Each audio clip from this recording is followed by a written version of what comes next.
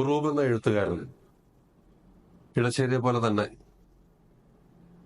പ്രത്യേകമായി ശ്രദ്ധിക്കേണ്ട ഒരു എഴുത്തുകാരനാണ്. ഒരുപക്ഷെ മലയാളത്തിലെ ആദ്യത്തെ സ്ത്രീപക്ഷ എഴുത്ത് നടത്തിയത് ഉറൂബായിരിക്കും. രണ്ടു തരത്തിൽ അതിനെ ന്യായീകരിക്കാം. ഒന്ന്, സ്ത്രീയുടെ സമൂഹത്തിലെ അവസ്ഥ മാത്രമല്ല,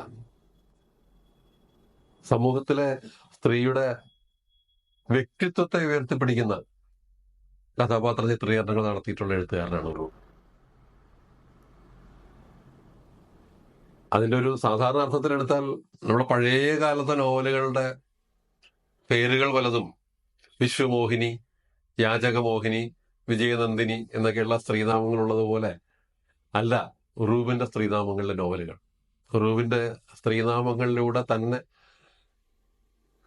തലക്കെട്ടിൽ പ്രസിദ്ധി നേടിയ ഒരുപാട് നോവലുകളുണ്ട്. ഏറ്റവും പ്രശസ്തമായ ഉമ്മാച്ചു, അമ്മിണി, ആമിന, ഞാനിവിടെ പറയാൻ പോകുന്ന മലയാളത്തിലെ ഏറ്റവും ഉജ്ജ്വലമായ 10 ചെറുകഥകൾ എടുത്താൽ അതിലുൾപ്പെടുകയും മലയാളത്തിലെ ഏറ്റവും ഉജ്ജ്വലമായ 5 ചെറുകഥകൾ എടുത്താൽ വീണ്ടും അതിൽ ഉൾപ്പെടുകയും ചെയ്യുന്ന ഒരു അപൂർവ ഭംഗിയുള്ള ഒരു കഥ രാച്ചിയമ്മ.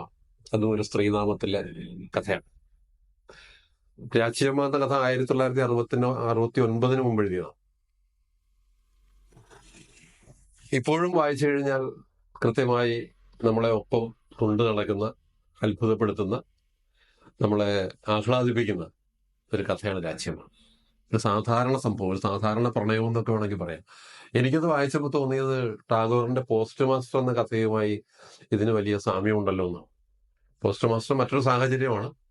ഒരു വിദൂരമായ ഒരു ഗ്രാമത്തിൽ ഇഷ്ടമില്ലാതെ ജോലിക്ക് പോകേണ്ടി വരുന്ന ഒരു പോസ്റ്റ് മാസ്റ്റർ. അയാൾ അവിടെ ഒറ്റയ്ക്ക് കഴിയുകയും അവിടെ അയാളെ സഹായിക്കാൻ വരുന്ന ആളുകളും ഒക്കെ ആയിട്ടാണ് അവസാനം അടുപ്പത്തിലാവുകയും ഒക്കെ ചെയ്യുന്നതിൻ്റെ ഒരു പശ്ചാത്തലം. അതുപോലെ തന്നെ ഇവിടെ നീലഗിരിയിലെ തേയിലത്തോട്ടത്തിൽ ജോലിക്ക് പോകുന്ന ഒരു മലയാളി യുവാവും അവിടെ അയാളെ സഹായിക്കാൻ എത്തുന്ന ആ നാട്ടുകാർ മലയാളത്തിന്റെയും കന്നഡയുടെയും തമിഴ്നാടിന്റെയും പൈതൃകം, അച്ഛന്റെയും അമ്മയുടെയും അപ്പൂപ്പന്മാരുടെയും ഒക്കെ ബന്ധങ്ങളിലൂടെ പൈതൃകം പേർന്ന രാച്ചിയമ്മ എന്ന കറുത്ത ഇരുട്ട് എന്നാണ് പറയുന്നത്. ആ കറുത്ത നിറമുള്ള രാച്ചിയമ്മയുടെയും കഥയാണ്. അവിടെ ജോലിക്ക് നിൽക്കുന്ന പയ്യനോട് പാല് എവിടെ കിട്ടുമെന്ന് അന്വേഷിക്കുമ്പോഴാണ് രാച്ചിയമ്മ രംഗത്ത് വരുന്നത്. രാച്ചിയമ്മ അവിടെ എല്ലാ സ്ഥലത്തും പാല് കൊണ്ടു കൊടുക്കുന്ന ഒരു സ്ത്രീയാണ്. വിദ്യാഭ്യാസമൊന്നുമില്ലാത്ത ഒരു മലയോര വാസിയായ ഒരു സ്ത്രീയാണ്.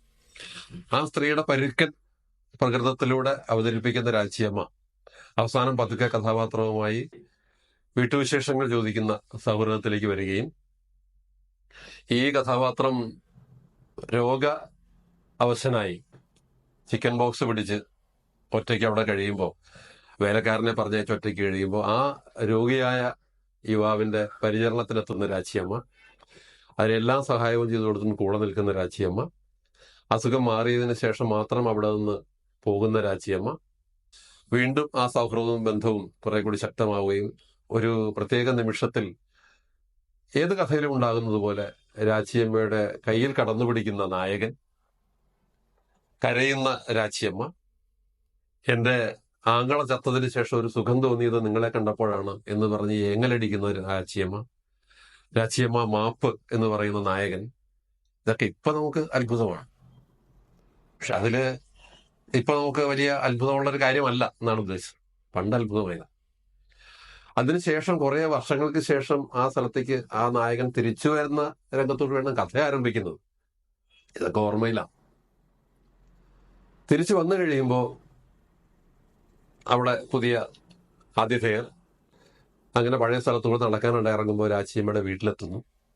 രാച്ചിയമ്മ കൃത്യമായി ഓർത്തിരിക്കുന്നു, വരുന്നു, രാച്ചിയമ്മയുടെ വീട്ടിൽ പോകുന്നു. രാച്ചിയമ്മയുടെ വീട്ടിൽ കടന്ന് അകത്ത് കയറുമ്പോൾ രാച്ചിയമ്മ ഇപ്പോഴും വിവാഹം കഴിച്ചിട്ടില്ല. തലയിൽ 1-2 വെള്ളിവരകളുണ്ട്, പക്ഷെ ടോർച്ചടിക്കുന്നത് പോലുള്ള ചിരിയൊക്കെ പഴയതുപോലെ തന്നെ എന്ന് തന്നെ എഴുത്തുകാരൻ പറയുന്നു. വീണ്ടും രാച്ചിയമ്മയെ ആ യാത്രയുടെ ഘട്ടത്തിൽ തന്നെ കാണുമ്പോൾ രാച്ചിയമ്മ ഈ നായകനോട് ചേർന്ന് നിൽക്കുന്നു. ഈ ആദ്യഘട്ടത്തിൽ നായകൻ കയ്യിൽ കടന്നു പിടിക്കുമ്പോൾ രാച്ചിയമ്മ പറയുന്ന മറ്റൊരു വാചകം കൂടിയുണ്ട്, നമ്മൾ മഞ്ഞൾ പ്രസാദം തൊട്ട് സത്യം ചെയ്തതാണ്, പിഴക്കില്ല എന്ന്. നിങ്ങൾ പറയുന്നത് എന്തിനും ഞങ്ങൾ വഴങ്ങാം, പക്ഷേ അതിനുശേഷം നമ്മൾ ജീവിച്ചിരിക്കില്ല എന്ന് പറയുമ്പോഴാണ് ഈ യുവാവെന്ന് മാപ്പ് രാച്ചിയമ്മ എന്ന് പറയുന്നത്. ഈ രണ്ടാമത്തെ ഘട്ടത്തിൽ രാച്ചിയമ്മയുടെ വീട്ടിൽ ചെല്ലുമ്പോൾ രാച്ചിയമ്മ വല്ലാത്ത സ്വാതന്ത്ര്യവും സൗഹൃദവും കാണിക്കുന്നു. ഇയാൾ പറയാതെ തന്നെ ഇയാളുടെ ഭാര്യയുടെയും മകളുടെയും ഒക്കെ പേരും വിശേഷങ്ങളും ഒക്കെ ചോദിച്ചറിയുന്നു. ഒരു ഘട്ടത്തിൽ രാച്ചിയമ്മ ഈ നായകനോട് ചേർന്ന് നിൽക്കുന്നു.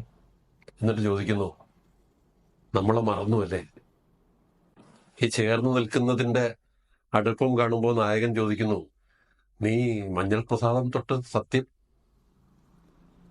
അതിന് രാച്ചിയമ്മ പറയുന്ന മറുപടിയാണ് ഇടിമിന്നൽ പോലെ ആ കഥയിൽ നിന്ന് പുറത്തേക്ക് പാളി നിൽക്കുന്നത്.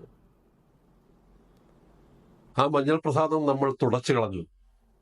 നമ്മൾ മനുഷ്യരല്ലേ, മണ്ണുകൊണ്ടുണ്ടാക്കിയതല്ലേ. പിന്നെ അവിടെ എന്ത് സംഭവിക്കുന്നുവെന്ന് കഥാകൃത്ത് പറയുന്നില്ല.